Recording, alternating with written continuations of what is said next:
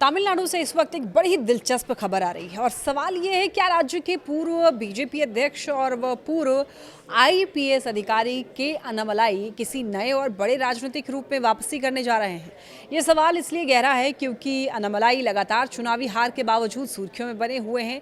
2021 का विधानसभा चुनाव हारे, 2024 का लोकसभा चुनाव हारे और हालिया 2024 के विधानसभा चुनाव में तो वो उम्मीदवार तक नहीं थे। इसके बावजूद दिल्ली के राजनीतिक गलियारे में उनकी चर्चा सबसे तेज है। मंगलवार को दिल्ली रवाना हुए, जहां पर उनकी गृह मंत्री अमित शाह से बेहद महत्वपूर्ण मुलाकात होने वाली है। मीडिया के पूछने पर उन्होंने सिर्फ इतना कहा, 2 दिन इंतजार कीजिए, फिर बैठकर बात करेंगे। तो आखिर इन 2 दिनों बाद क्या होने वाला है? दोस्तों, सोर्सेस का दावा यह है कि अन्नामलाई बीजेपी की पारंपरिक संरचना से हटकर सीधे जनता और स्वयं सेवकों तक पहुंचने के लिए एक नए जन आंदोलन आधारित संगठन की रूपरेखा तैयार कर रहे हैं, जिसका संभावित नाम मक्कल शक्ति इयक्कम यानी कि पीपल्स पावर मूवमेंट हो सकता है। लेकिन उनके लिए ये रास्ता इतना आसान नहीं होने वाला है। पिछले कुछ महीनों में तमिलनाडु का पूरा राजनीतिक समीकरण बदल चुका है। अभिनेता से नेता बने सी जोसेफ विजय की पार्टी तमिलगा वेत्री कड़गम यानी कि टीवीके ने अपने पहले ही विधानसभा चुनाव में 108 सीटें जीतकर डीएमके और एआईएडीएमके के दशकों पुराने दबदबे को हिलाकर रख दिया। ऐसे में अन्नामलाई के सामने चुनौती भी है और अवसर भी। चुनौती इसलिए क्योंकि जिस युवा और बदलाव चाहने वाले वोट बैंक पर अन्नामलाई की नजर थी, उस पर अब विजय की पार्टी ने कब्जा कर लिया है। और अवसर इसलिए क्योंकि तमिलनाडु में पहली बार पारंपरिक राजनीति से अलग एक ऐसा स्पेस बना है जहां पर नए चेहरों के लिए जगह बनती हुई दिख रही है। अब सवाल ये उठता है कि बिना कोई चुनाव जीते अन्नामलाई इतने प्रासंगिक कैसे हैं?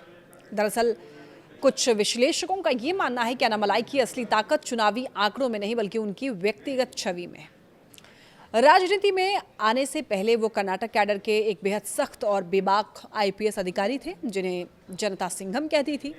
उनकी यही प्रशासनिक और ईमानदार छवि तमिलनाडु की फिल्म और जातीय राजनीति के बीच एक नया विकल्प बनकर उभरी। लोकसभा चुनाव से पहले उन्होंने 168 दिनों की एन मन एन मक्कल और मेरी भूमि मेरा लोग पद यात्रा निकाली, जो राज्य की सभी 234 सीटों से गुजरी। खुद प्रधानमंत्री नरेंद्र मोदी ने इसकी तारीफ भी की। भले ही यात्रा सीटों में नहीं बदली, लेकिन इसने बीजेपी के वोट शेयर को मजबूत किया और सुशासन, भ्रष्टाचार और तमिल पहचान जैसे मुद्दों को युवाओं के बीच बेहद लोकप्रिय बना दिया। हालांकि उनके सफर में एक बड़ा विवाद भी है। बीजेपी अध्यक्ष रहते हुए एआईएडीएमके के साथ उनके तीखे हमलों के कारण 2023 में गठबंधन टूटा, जिसके लिए उन्हें जिम्मेदार ठहराया गया और नतीजा ये हुआ कि 2024 में बीजेपी एक भी सीट नहीं जीत सकी। लेकिन 41 साल के अन्नामलाई के पास अभी समय और राजनीतिक ऊर्जा दोनों है। अब जब तमिलनाडु में डीएमके, एआईएडीएमके और विजय की टीवीके के बीच त्रिकोणीय मुकाबला शुरू हो चुका है, तब अन्नामलाई का ये अगला कदम, चाहे वो बीजेपी के भीतर रहकर हो या फिर नए जन आंदोलन के रूप में, तमिलनाडु की सियासत में एक नया भूचाल ला सकता है।